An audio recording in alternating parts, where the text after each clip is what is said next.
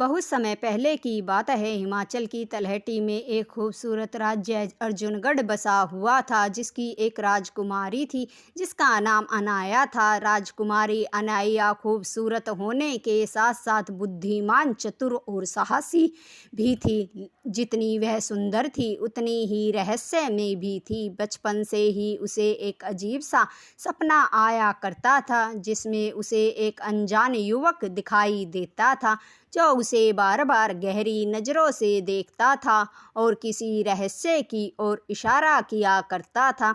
राजा और रानी को राजकुमारी अनाया की हमेशा चिंता लगी रहती थी, क्योंकि उनकी शादी की उम्र हो गई थी, लेकिन वह किसी भी राजकुमार को पसंद नहीं करती थी। बहुत से राज्यों से खूबसूरत राजकुमारों के विवाह का प्रस्ताव राजकुमारी अनाया के लिए आया, लेकिन राजकुमारी अनाया ने सबको विनम्रता से मना कर दिया। उसके हृदय में तो कुछ और ही बसा हुआ था।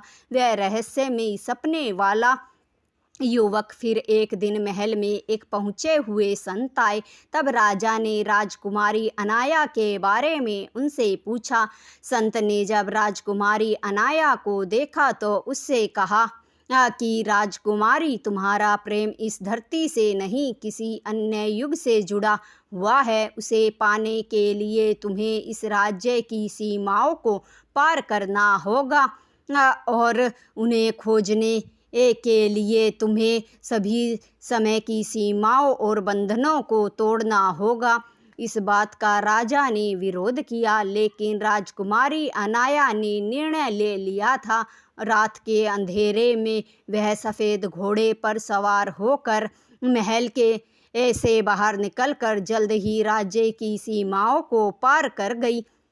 राज्य की सीमाओं को पार करके वह घने जंगल में पहुंच गई थी। घने जंगल में उसने बहुत सी कठिनाइयों का साहसपूर्वक सामना किया। बहुत सी आत्माओं से उसका सामना हुआ और रहस्यमयी आवाज़ों से भी उसे निपटना पड़ा, लेकिन उसने साहस नहीं छोड़ा। वह आगे की ओर बढ़ती रही। तभी उसने झील के पास एक मछुआरे को देखा। मछुआरे ने राजकुमारी अनाया को एक मोर पंख दिया और कहा कि ये तुम्हें तुम्हारे प्रेम तक पहुंचा देगा, पर तुम्हें वहां तक पहुंचने के लिए अपने सबसे बड़े डर का सामना करना होगा, तभी तुम अपने सच्चे प्रेम को पा सकती हो। राजकुमारी अनाया ने मोरपंख लिया और आगे के रास्ते पर बढ़ चली। चलते चलते वो एक प्राचीन खंडर मंदिर में पहुंच गई। मंदिर में पहुंचकर उसने एक पत्थर की मूर्ति देखी।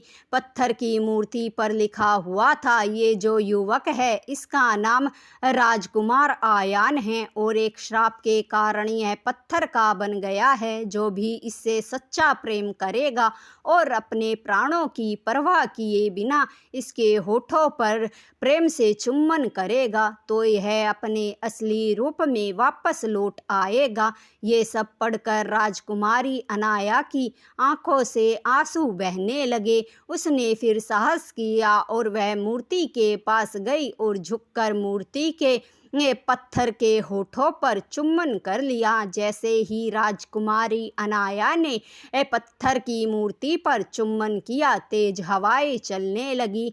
खंडर में तेज रोशनी हो गई और थोड़ी ही देर में पत्थर की मूर्ति जो है इंसान में बदल गई।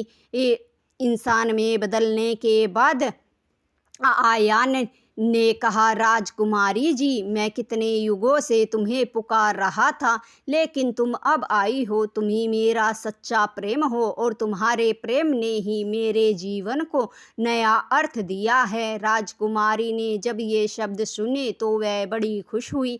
वह राजकुमार आयान को लेकर अर्जुनगढ़ वापस लौट आई। जब राजा ने राजकुमारी अनाया की सारी बातें सुनी और राजकुमार आयान को देखा तो राजकुमारी पर गर्व किया और राजकुमार आयान को गले से लगा लिया। राजकुमारी और राजकुमार आयान का भव्य विवाह किया और उनके सच्चे प्रेम और चमत्कार की सच्चाई सबके सामने प्रस्तुत हो गई। लेकिन यहीं राजकुमारी अनाया और आयान की कहानी खत्म नहीं होती। अभी उनकी और एक अग्नि परीक्षा होनी बाकी थी, क्योंकि राजकुमार आयान पर जो पत्थर होने का श्राप था वो अभी पूरी तरह समाप्त नहीं हुआ था।